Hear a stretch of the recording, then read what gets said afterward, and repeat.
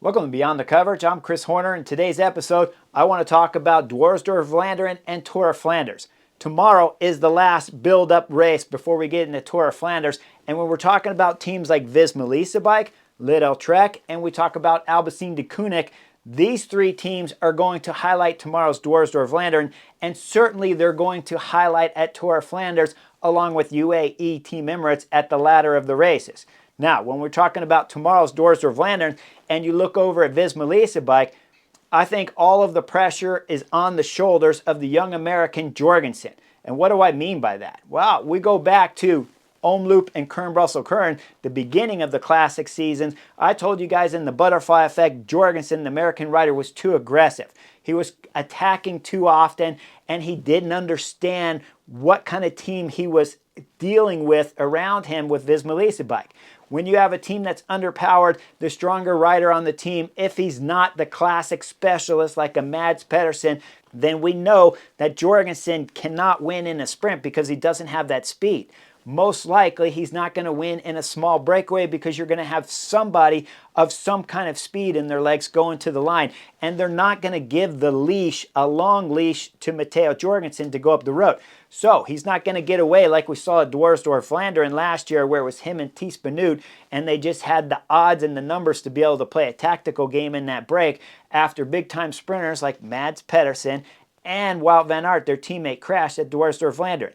So tomorrow, Jorgenson has to change his tactics from what we had saw in Sunday's race of E3 Saxo Bank, and certainly what we saw at Omloop and Kern-Brussels-Kern, where he was being aggressive and trying to create breaks. Tomorrow, he has to be like Spider-Man, holding the trains together. He has to hold his team together, and he has to hope that Wout van Aert's level has come up. Because if that has come up, Wout van Aert is the type of rider, of course, that could be in a small breakaway with the speed in the legs and win from that, no problem. And he is certainly the type of rider that we have seen have won field sprints at the Tour de France on the Champs, if I recall correctly. Yes, I do recall correctly because he won there.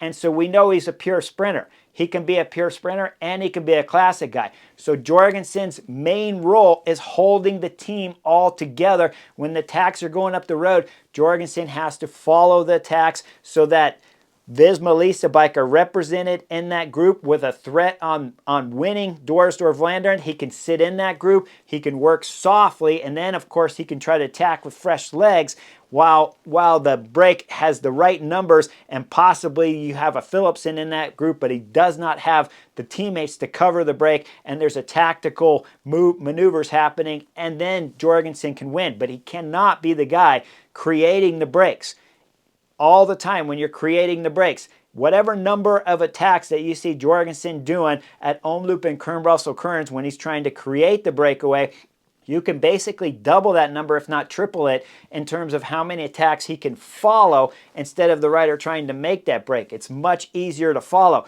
which means if Wout van Aert is not 100% on form and he has some kind of fitness like we saw at Omloop and Kearns, then Wout van Aert has the ability, of course, to follow attacks too. So you want Wout in the front break for sure, and hopefully you can get Jorgenson with him, but you have to have Wout van Aert in that front group of break if it's going to come to the line.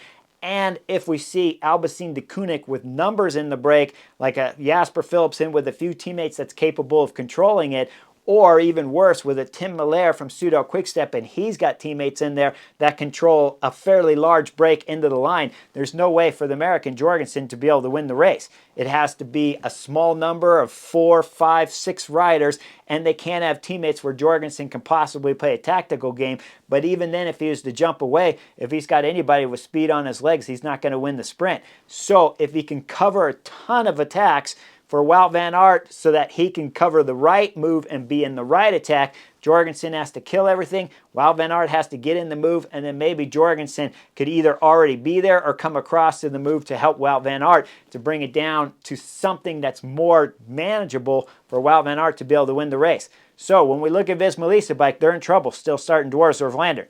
I look at their team, and you see Jorgenson's on form, Thijs Benoot's on form. We do not know exactly what kind of form Wout van Aert has. We can just assume that coming out of altitude, That explains why his legs were a little bit off at E3 Saxo Bank. Hopefully he's adjusted more and come back up on form. That still only leaves Visma-Lease bike with 3 strong riders.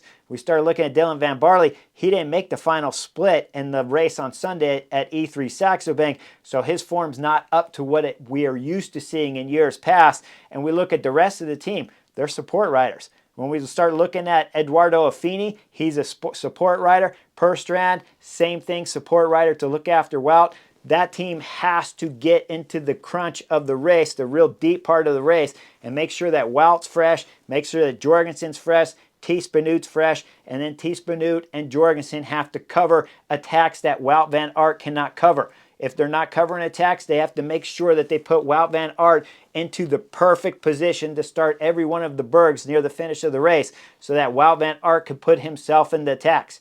If it comes down to a field sprint, at least Visma-Lease bikes still have the possibility of winning the field sprint at Dwars-Door-Vlaanderen tomorrow if you have a Wout van Aert. If you don't have a Wout van Aert in that group, you have no chance of winning the field sprint, especially if you have Mads Pedersen, you have Johnny Milan in there, both from Lidl Trek, and Tim Miller in there from Pseudo Quickstep. Baniam Grimai could be in that front group. Jordi Mayus could be in that front group. Alexander Kristoff from Uno X. They can all be in a fairly large group coming to the finish at Dwars-Door-Vlaanderen.